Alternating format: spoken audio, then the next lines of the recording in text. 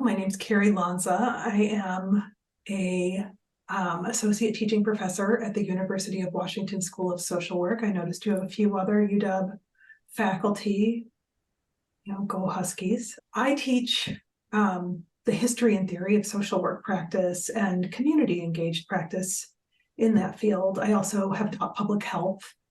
And then in the past, I've had a lifetime interest in sexuality and done a lot of sex education, particularly pleasure-based, and done a lot of training from tantra to consent work.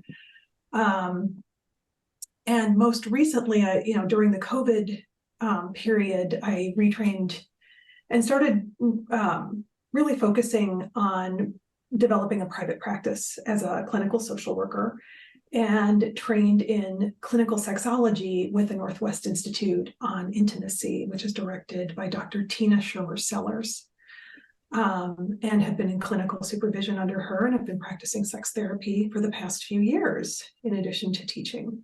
For me, being sex positive is deeply important to me. I have a very integrated identity in that regard. When I went back to finish my doctorate, I had been in the sex positive community for years.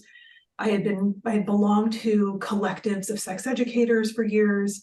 So when I arrived back in the university context, it was really important to me to sort of rep for sex positive and queer communities in my academic identity, regardless of what I was working on as a scholar. And to hold space for students who wanted to do work around topics related to sex education or sexuality.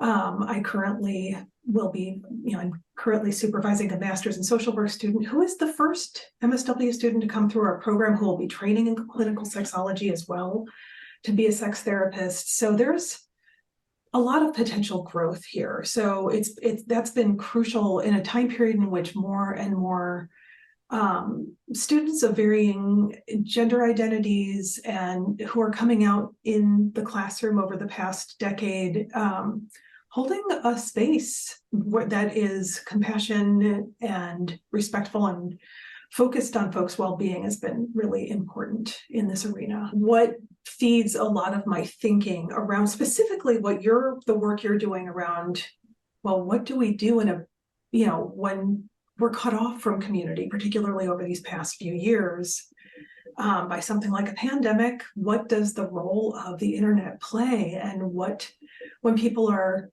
seeking connection sexually, emotionally, what does the role of a camming industry play? It's really, really fascinating to think about it through that lens for me. Oh, absolutely. And we have found that, yes, the internet plays a huge role. I mean, I can't tell you how many members I interviewed that have said that the connections they formed on Jasmin during the pandemic, when they were isolated and not seeing anyone, helped carry them through some really dark times. Yeah. Oh yeah, I believe it. Absolutely. And watching the interviews with both clients, with the providers, with the different scholars, and looking at the research, it shows over and over.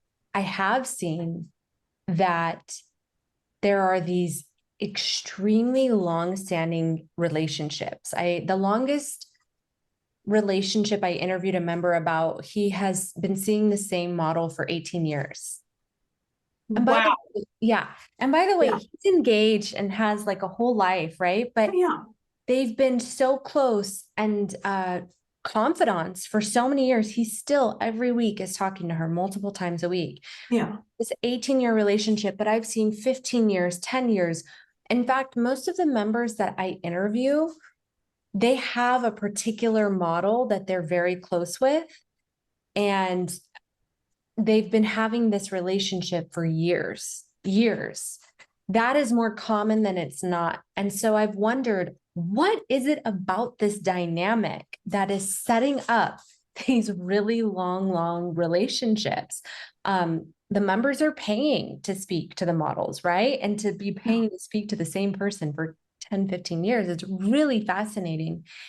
And what I think, I'm curious your thoughts on this, and even using that dynamic of the example you gave, with the dynamic of live Jasmin, I think it's because part of it is the member has found someone or a place where he feels safe to show certain sides.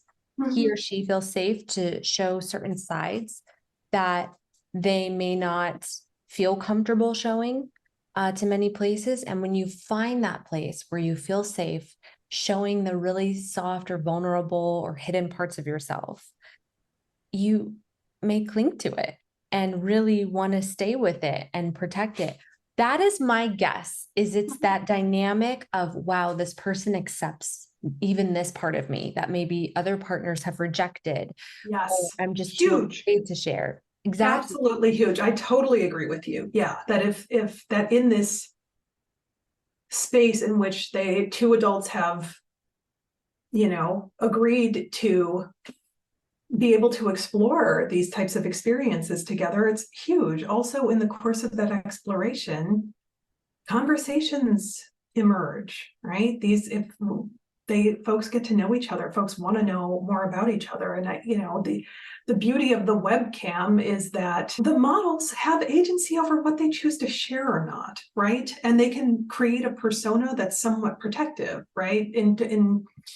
Um it feels like it's a much safer space from which to make decisions potentially about how much you want to share, or how much space, how much capacity you have to hold space for a client. And that really fascinates me. And it maps onto so many experiences I think other types of sex workers have, right? Where you know, they know folks, they know about their children, grandchildren, lives. It's not, it's so much more. I mean, commitment, there's such a focus in our culture on monogamous relationships, and um, there's so much that happens outside of it, especially in a time period in which different types of relationship structures are more acceptable. Um, and I think this has always been the truth about sex work, is that folks have more emotional connections than folks who aren't familiar with it have any notion of. 100%. And that, I think, is one of the things that most people find the most surprising when they hear stories, real stories of the industry, or they see some of the research. I've had members tell me that sometimes they'll take a model private and they'll be like, okay, just live your life, like make your coffee, do your emails, whatever. And they'll spend 10 hours private with the model, just they're working, she's working. They just want that feeling of being connected to someone, like if someone were there. Yeah, they're body doubling, to put it in the terms of how folks who are neuroatypical are now talking about, hey, this really helps me focus. Let's be on Zoom together and we'll work simultaneously. This is what there are all of these different types of adaptations that have emerged out of the technology of the webcam during this time, over the past 20 years. I mean, as your history of your company, you have a longer history than a lot of companies in this arena. It's fascinating to see how people are using it to fill those needs. And as specifically thinking about folks with disabilities, during something as dangerous as a pandemic, but just generally, if it isn't as easy for you to get out, for lots of different reasons, for lots of different, then this is such a crucial way to build rapport, build relationships, build skills potentially for relationships. Having someone there that is just being with you and showing you, well, what is it like to have this kind of intimacy if it's something that's unfamiliar for you, gives you an opportunity to explore all different types of skills, in addition to sexuality, which is also extremely important. Yeah, absolutely. And again, another component that I think allows people to bond on these online connections, whether it be webcamming or using the example you gave earlier of like the video games, is there's this degree of separation that I think makes people feel safe to come close for Yes. some reason. That is my theory. It's the fact that they can so easily exit out, or they won't feel as maybe rejected if something goes wrong, that they tend to open up a little bit more. And that openness allows for such a deep and authentic connection. Agreed. Societies around the world are not comfortable with pleasure for whatever reason, even if it's in the sense of, you took a nap today. I don't know why that is. Do you have any thoughts on? Well, I think it's deeply cultural. I mean, I think as a person of Southern Italian heritage, that a lot of Southern European cultures, Latin American cultures, very much are very good at centering pleasure and a sense of collectivity, that you go out and you spend time in a public context with your family, eating really, really good food and enjoying food without it being pathologized in some way. That there are cultures that respect the siesta, in the afternoon. Whole cities close down to protect that time. So I think that there are cultures that are more comfortable with beauty and pleasure than others. I think the predominant culture that has shaped the mainstream American culture throughout the past few centuries has been more Northwestern European, and just has a different vibe to it. And then the United States has its own specific spin on things that can get pretty extreme. So, and people are not comfortable with the body. And I mean, that is rooted back in Cartesian philosophy, right? I mean, I think, therefore I am. My brain is what matters, not my body. And to the point where, it's taken until the past few decades for folks to be like, oh, wait, stress really impacts health. Oh, let's do a bunch of empirical studies on it. Who doesn't know that, right? We all know this. Like, medicine people for millennia have known that when people are undergoing stress, things happen to their bodies. This isn't a mystery. And yet this is needed, probably billions or billions of dollars in research to prove with a scientific method, right? And I say that I wouldn't be standing here without medicine, right?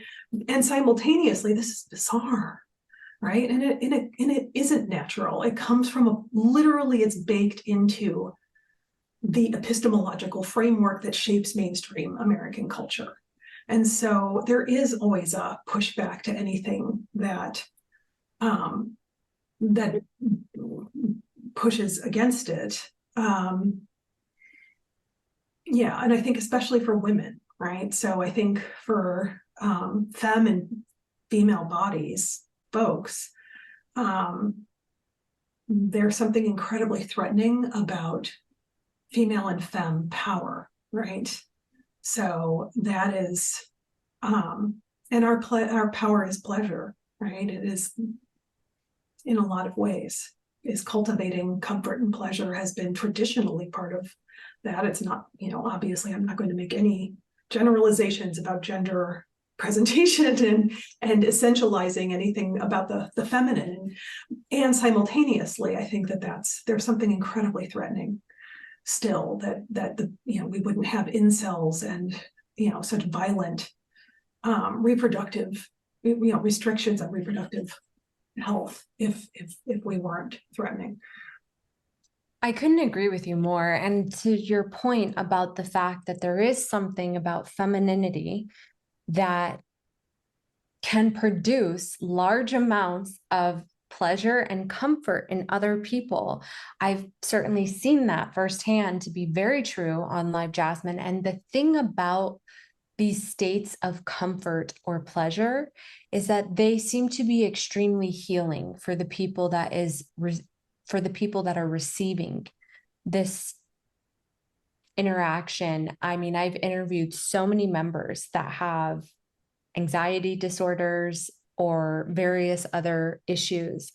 And so many of them have said, whenever I'm interacting with such and such model, the anxiety dissipates, or I used to have this problem, but now it's gone. And I mean, okay, I'm not saying it's just because of their time on life, Jasmin, but they themselves, in their own words, have said that that stress reduction, that sense of safety and connection is what they attribute some of their Oh, absolutely. bettering to. Absolutely. I mean, there's an attachment process there that's positive and secure for them in those interactions, especially when you're talking about the folks who have been in these relationships for years and that highly value them. There's no question. And there is something about that, someone totally accepting, to feel totally accepted and loved and cared for, at least, right? In the fullest expression and vulnerability of one's sexuality, I think is incredibly potent. And it's something that it sounds like your models are providing. Absolutely. And, to talk about a little bit of that threatening perception of especially women, but it's fair to say anyone that is really tapping into or dealing with their sexuality in a clear and overt way, they seem to be a threat to the systems at play, but especially women seem to get the brunt of the judgment and the stigma. Pleasure requires feeling safe and secure and a sense of belonging and being able to relax. And if you're living in a society that depends on your feeling bad about yourself in order to sell you products, that's a problem. If you're living in a society that doesn't create a sense of belonging or cultivate pleasure with other people on a regular basis, the lack of community, it's a problem. If the pleasureful and erotic aspects of life, of being in a community, of putting on a dress and going outside and sitting in the square of your city and being with other people isn't there, it's a problem. So there isn't a sense of belonging. This is a culture that's built on the individual rather than the collective. And those all lead to isolation, feeling bad about yourself, and not relaxed or sexy or happy. If I were to give you a microphone and tell you you can give one message to everyone in the world about human sexuality that you just don't think the world is getting quite yet, what would your message be? What do you think is key for people to get right now? I'm going to lean on another really famous sexologist, Emily Nagoski, in Come As You Are. Love yourself right here, right now. Have deep, deep, profound compassion for yourself and for whoever you're with. And learning to love every iota of yourself, the shadows, the weird habits, all of it, and to transform all of that discomfort into a deep, deep sense of care for yourselves and those around you. I think our lives would be very, very different in a community that focuses on compassion, care, and curiosity about each other. Is there anything about your work, human connection, camming, that we didn't talk about, but you want to share? I'm surprised. I didn't even know exactly where this conversation was going to go. But right off the top, I can't think of anything right now. I'm pretty excited to see where things go from here in terms of the digital realm. Yeah. And curious about what more I'll be watching as more research emerges around this industry, and we'll continue to look at life in red. That I will say. Yes. Yeah. I love that. Yeah. I mean, the digital age, it's buckle up because we are moving fast, I mean, with AI, anything is possible here. So I'm not really sure where we're gonna go from here. I do still believe that the body is incredibly important, and that there's something oddly disembodied about this, yet it's still about the body. Like there's a sense of contradiction in these connections that are beautiful and complicated, right? And thinking about like the descriptions of your folks who have long-term relationships, that we can build such closeness in a digital context and yet not, I mean, we're learning more as, you know, the different types of tools emerge for being actually able to impact another person's body with a digital tool, et cetera. But yeah, it's an interesting time. It is an Yeah. interesting time. Absolutely. I Yeah. like that you said there's still value in the human body, and you kind of touched on it earlier in that, you know, a lot of people are taught to just focus on the mind and prioritize the mind. But if you only prioritize the mind, you can get so stressed out that you're going to impact your body. And I'm sorry, but yeah, you brought up getting sick and how stress impacts the body. If you are ill, what matters? If you don't have your health, what are you going to do? Nothing. Right. Where do you feel stress? It's in your body. It's not just in your mind. Um, yeah, and sexual healing is incredibly crucial, and feeling accepted and wanted are a huge part of that type of healing. That, you know, in addition to having those types of warm connections with folks and feeling really known, right? And that can happen in a lot of different kinds of relationships. It doesn't require commitment or marriage, right? To have long-term healthy relationships that are of different structures, and we need to be inclusive and honoring of those, um, you know, in addition to, you know, I think there's a quickness to, you know, porn addiction, bad, like there's a, you know, it was like, well, there's some that people kind of pathologize all of this, and it's like, well, what if it is more complicated, more rich, and particularly with camming, when it is an interaction, there's something different going on here. So complicated, interesting times to be alive in this field. And yeah, looking forward to seeing what happens next. Yes, the sexual component gets most people in the door, but people are not paying by the minute just for sexual content. Right. That's free online. Mm-hmm. Paying by the minute, it's for the interaction. Even if it is in a sexual nature, you're Sure. still paying for interaction, and people want connection. And I loved how you said, you know, first of all, sexual healing is important, but also, you know, people want the feeling of being known. Because Yes. it's like, even when I think about it, how many of us truly feel known? And if you do, if you're one of the lucky ones that do, I'm sure that it's not, you don't feel truly known by many, many people.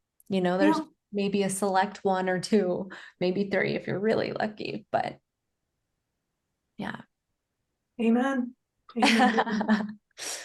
But you do want to, one tip is you do want to be known truly by yourself. And that's one of my own personal, I guess, goals with these interviews, is to give people permission to explore themselves. Their sexuality is a huge part of that. Somehow that has been lost in translation. We are not encouraged per se to explore ourselves sexually, but when you brought up sexual healing as almost a component of just overall well-being, I really appreciated that, because I think that just as we need food and water, we need to make sure we have the right levels of vitamins and nutrients.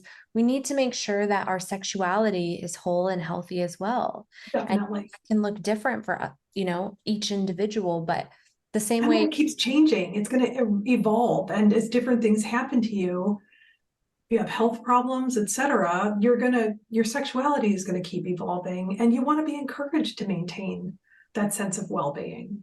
Um, yeah, and this is a space in which folks have an opportunity to explore and be open, rather than thinking they're learning to perform something, which I know is a big concern, especially for younger folks with porn, that are they learning to perform something that's unhealthy, as opposed to learning to build relationships and explore with each other. And I think there's all sorts of possibilities here, depending on the practitioners at play, right? Absolutely. Yeah. Yeah. Yeah. Explore yourself, know yourself. And Yes. First and have foremost. compassion and love for yourself, and compassion and curiosity never go wrong. I love that. Oh Go my wrong with goodness. curiosity and compassion. That is beautiful. Yeah. Compassion and curiosity. You cannot go wrong with those two. Nope. Mm-mm. From your experience, your perspective, what would you say are our next steps, either individually or collectively, in laying foundation for building a more sexually well society?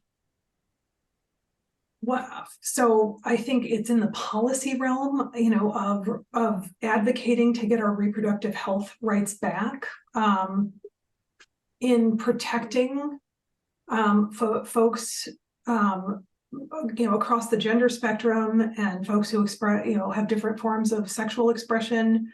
I think it's continuously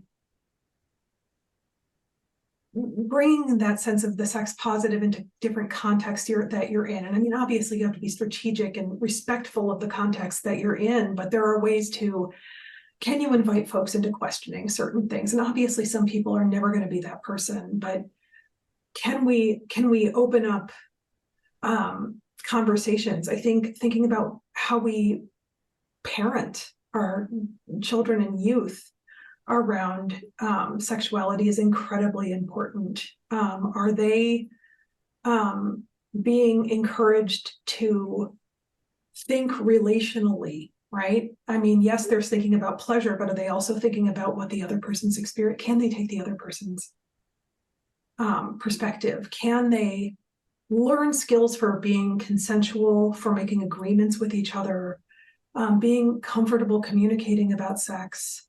So I think it's definitely, comprehensive public school health, sex education being mandated would be incredibly helpful for the mechanics.